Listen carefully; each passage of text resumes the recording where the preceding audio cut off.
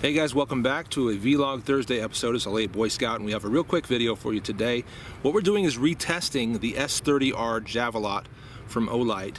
I recently posted, as you guys know, a video review of that, and one of the tests that I did was the water test, dunking it in a jug around this size and giving it a good half hour or so in there, and seeing if any water got inside. And what we determined is that there was some water getting inside. However, I felt like maybe the tail cap was not screwed on tight enough, and maybe that's the reason why water got inside. This time, I made sure to screw that thing on as hard as I could get it, and I went ahead and retested it. So it's sitting in a jug of water right here.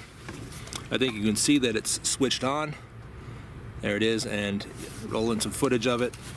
Dropping down in there, hosing it down, filling it up while the flashlight is in there to determine, or to give it a realistic test, not just dropping it in the water, but also spraying it while it's submerged under the water to give it a little pressure. Let's find out if water got in and whether that actually equals a failure as well. So we're gonna go ahead and open this up. Rather than dumping the water out, don't really need to this time, I'm just gonna reach in and grab it. There's the light still running just fine. So that's good. Whether water got in or not, it didn't fail. It didn't switch off. It didn't stop running. And that's something to kind of keep in perspective here, because if a flashlight does let some water in, that's a bad thing, because over time, at least, you'll get some corrosion, you'll get some problems in there. But if the light itself doesn't fail after having let a little bit of water in, that's also, some information worth knowing, because what that means is, in that emergency situation, whatever the situation might be, you happen to drop it in some water or whatever, that doesn't necessarily mean that it's going to stop running and that the flashlight is going to stop working for you. So I think that's kind of worth noting and worth discovering. So what we're going to do is I'm going to just kind of dry this off of my shirt a little bit. I'm not going to reposition the camera at all for this. Sorry, guys.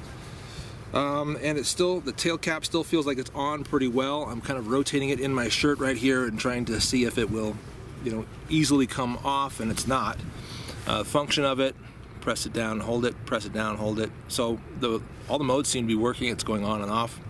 So let's go ahead and open that up, see if we got any water down in there. Moment of truth, right, guys? I don't think I see any inside the tail cap. Take a look there. Looks dry. Looks dry to me. And look at the battery. You see water on that? Oh, maybe so. Or was that my hand? No, I think that is a little bit of water. Pulling it out. Oh, totally. Lots of water on there. Lots of water on there still. Okay, and down inside. Oh, man. You're not going to be able to see this, I don't think. I'll have to get out another light to show it to you. This is the Thorfire PF04, currently in testing, little pen light. Not going to give you any opinions on it yet, but I think it will help illuminate. You see it? A little puddle of water down in there. So it didn't just let a little bit of water in, it let a lot of water in. And over time, this thing might have just filled up and probably failed. I would imagine that would short circuit or something, cause the light to stop working in one way or another. For a half hour, letting water in at the rate it was, it continued to work, and you could see that. I just showed you that. It continued to work just fine. So for emergency scenarios, situations, I think it's going to be okay, especially for an EDC light. An EDC, a nice, robust EDC that's probably water resistant, not waterproof. Still going to recommend it for that, just as I would one of these pen lights that might let a little bit of water in over time, but be good, for most daily stuff. Nice, robust EDC for sure. But if you want this to, if you really need this to keep all water out, this light is not going to do it. Now, the failure there, I'm pretty certain, is just this O-ring. What we need is a thicker gauge O-ring on there.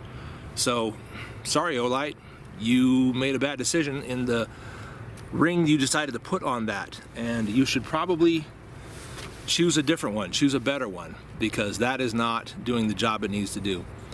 Get a fatter O-ring on there, and then that would probably solve the problem.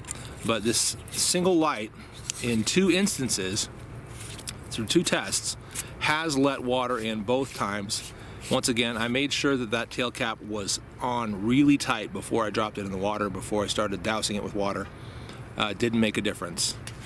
The water got through there pretty easily. So, sad to see, but we got to be honest, got to keep it real. Thanks to those guys who commented on the S30R Javelot review, mentioning that it was probably worth a retest. I appreciate that, and yeah, I agree. So the retest has been done, and it has failed.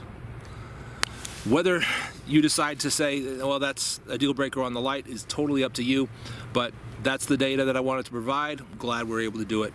Once again, that's a Vlog Thursday episode, Late Boy Scout. Thanks very much for watching. We'll see you on the next one.